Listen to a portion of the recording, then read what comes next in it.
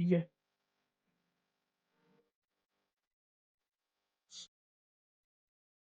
آج پھر میرے ساتھ وہی اسکیم ہونے جا رہا تھا، لیکن میں نے اپنا دماغ استعمال کیا اور اسکیم سے میں بچ گیا. چلیں آج آپ کو بتاتا ہوں کس طرح ہماری سوسائٹی میں اسکیم بڑھتا جا رہا ہے. آج میں اس سے ملتی جلتی دو کہانیوں کے بارے میں آپ کو بتاتا ہوں. کس طرح ایک نے عقل مندی سے کام لیا اور اسکیم سے بچ گیا، اور کس طریقے سے دوسرے نے بیوقوفی کی اور اپنا نقصان کیا.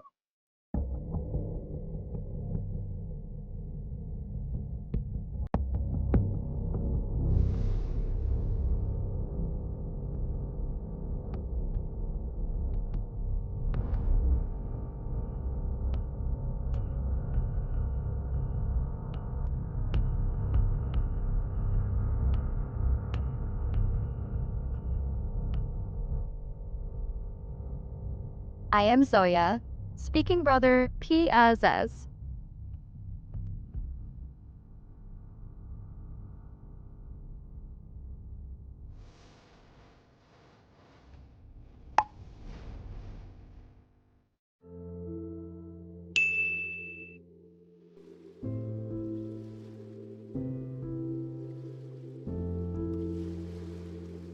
عابد بھائی میں بہت بڑی مشکل میں پھنس گئی ہوں، مجھے آپ پلیز پیسے بھیج دیں، مجھے بینک ٹرانسفر کر دیں، پلیز پلیز پلیز.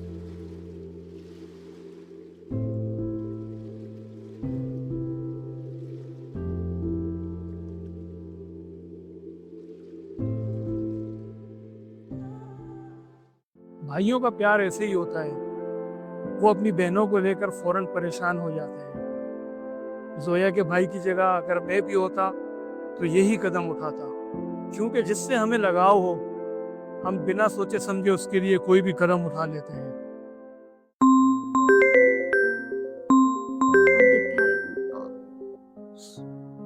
جی عابد بھائی. ہیلو زویا، کیسی ہو؟ کہاں ہو؟ کیسی ہو؟ میں ٹھیک ہوں عابد بھائی، میں یونیورسٹی میں ہوں. کیا ہوا؟ تو آپ نے بہت منجی کیا تھا پیسوں کا، یا آپ کی آواز کافی بہت پریشان لگ رہی تھی آپ کی آواز. نہیں نہیں بھائی، میں نے تو کوئی بھی میسج نہیں کیا. ویسے آپ نے پیسوں کا آپ نے کہا تھا نا، میں نے 1000 روپے ٹرانسفر کر دیا آپ کے پاس. نہیں بھائی، میں نے نہیں کیا. میں تو ایسے آپ سے مانگتی ہوں تو آپ مجھے نہیں دیتے، میسج پہ کیا دیں گے؟ میں نے ٹرانسفر کر دی. شٹ، میرے ساتھ دھوکا ہو گیا. ہاں بہت اچھا ہوا آپ کے ساتھ، جو بھی ہوا، جس نے بھی کیا. ٹھیک ہے، جلدی سے رکھیں. اب میں آپ گھر آ کے بات کرتی ہوں. ٹھیک ہے، اللہ حافظ. کاش میں اس وقت جذبات سے نہیں عقل سے کام لیتا تو کم نہ ہوتا. یہاں ایک بات آپ کو بتاتا چلوں کہ لڑکیوں کو اپنے سوشل میڈیا پلیٹ فارمز پر کوئی بھی پکچر شیئر کرتے ہوئے اس چیز کا دھیان لازمی رکھنا چاہیے کہ ان کے سوشل میڈیا اکاؤنٹس پہ ان کے کوئی دستاویز یا کوئی نمبرز وغیرہ تو شو نہیں ہو رہے ہیں. اگر شو ہو رہے ہیں تو اس کا فائدہ ہیکرز اٹھا کر آپ کو بآسانی اسکیم یا بلیک میل کر سکتے ہیں. زویا کے بھائی کو کال آئی زویا کی آواز میں، اور وہ ایک پڑھا لکھا نوجوان بآسانی بیوقوفانہ اور احمقانہ حرکت کر گیا. اب ہم چلتے ہیں دوسری کہانی کی جانب. کس طرح سے معیز کی والدہ نے جذبات کی جگہ دماغ سے کام لے کر تصدیق کی اور بہت بڑے دھوکے سے بچ گئی. خدا کتنی گرمی ہے. پہلے جلدی سے رکھنا. معیز، یہ میرا نالائق بیٹا نہ ماں کا سیال ہے نہ ماں کا. معیز، اب میں گھر آ گئی ہوں، پانی تو دے دو. کال دیکھو، اتنا موبائل بج رہا تھا، کون فون کیے جا رہا تھا. اللہ، چشمہ نکالوں ذرا، کیا نمبر ہے دیکھوں. ایک تو دکھائی بھی نہیں دیتا. کال، ہاں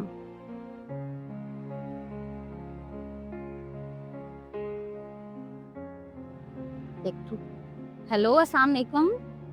کون بیٹا؟ کون سا پولیس تھانہ؟ اچھا، میرا بیٹا آپ لوگوں کی حراست میں. کیوں بھائی؟ اچھا، میں ہاں صحیح ہے، دیکھتی ہوں میں. ہاں ہاں ہاں. یہ کیا کر کے بیٹھا ہے یار؟ یہ لڑکا کیا کیا کرتا رہتا ہے. کال کروں بھی تو کس کو کروں؟ تھانے میں بدنامی کرانے کے لیے اس نے سارے کام کر کے رکھے ہوئے. اس کے باپ کو بھی کال کروں گی نا، وہ مجھے الٹا سنائے گا.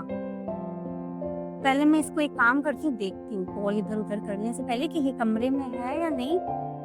इतना अच्छा तो है नहीं कि धूप में निकले। माँ का कोई काम करना है नहीं इसने, और सारे बदनाम हमारे करने के लिए ना।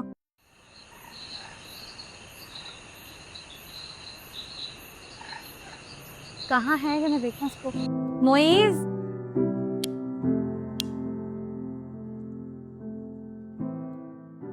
क्या मम्मी? होश है तुम्हें? मैं कितनी देर से आई हुई हूँ बाहर मार्केट से, और तुम्हें मैं आवाजें दे रही हूँ। ऊपर से ये कौन है जो कॉल कर रहा है, बोल रहा है कि तुम थाने में बंद हो, पैसे भेजो। अम्मी मैं सुबह से आई हूँ, किसने पुलिस स्टेशन से कॉल कर दी? ये देखो कौन मुझे कॉल करके कह रहा था, ये नंबर था, वो कह रहा था कि आपका ये नंबर है। हेलो अस्सलाम वालेकुम। कौन सा बात कर रहे हैं? कौन से थाने से बात कर रहे हो? कौन से थाने से बात कर रहे हैं भाई आप? अरेस्ट करवा दिया आपने? दोबारा देखो मैं कॉल कर दी, देखो मैं नंबर ही बंद कर दिया। ये फेक होते हैं, स्कैम करते हैं ये लोग। बोल तो ऐसे रहा था कि जैसे सच में तुम अरेस्ट हो गए हो। ये अच्छा हुआ आपने मुझे कमरे में देखने के लिए आ गई। बोले सुनो तो अच्छा काम। ये पहली बार समझदारी से आपने काम लिए। अब तुम दोबारा मोबाइल में रख जाओ अपने, ठीक है? अब मुझे तंग नहीं करना। ये है आज का सबक, आज की कहानी कि किस तरह डिजिटल स्कैम होते हैं। आपने कब, कहाँ और कैसे क्या रिएक्शन देना है। इंसान जज्बात से भी काम ले, लेकिन अगर समझदारी का मुजाहरा करे तो ज़्यादा बेहतर रहेगा आपके लिए, आपके आसपास के लोगों के लिए जिनसे आप मोहब्बत करते हैं।